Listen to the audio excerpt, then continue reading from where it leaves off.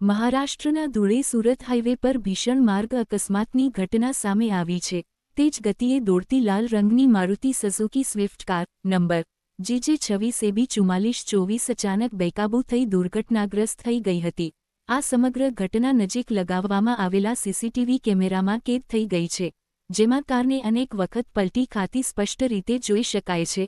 પ્રત્યક્ષદર્શીઓના જણાવ્યા મુજબ કારની ગતિ ખૂબ જ વધુ હોવાથી ડ્રાઈવરે નિયંત્રણ ગુમાવતા કાર અંદાજે 5-6 વખત પલટી મારી માર્ગની બાજુમાં જઈને અટકી હતી। એકનું સારવાર દરમિયાન મોત, એક ગંભીર રીતે ઇજાગ્રસ્ત।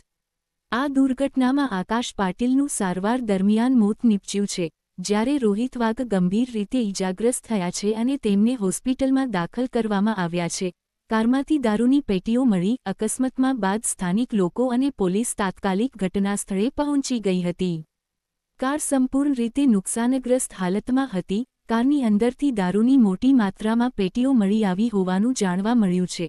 પોલીસ હાલ તપાસ કરી રહી છે કે અકસ્માત સમયે ડ્રાઈવર નશાની હાલતમાં હતો કે પછી આ ગેરકાયદેસર દારૂની હેરફેરનો મામલો છે। સીસીટીવી ફૂટેજના આધારે વધુ તપાસ હાથ ધરવામાં આવી છે।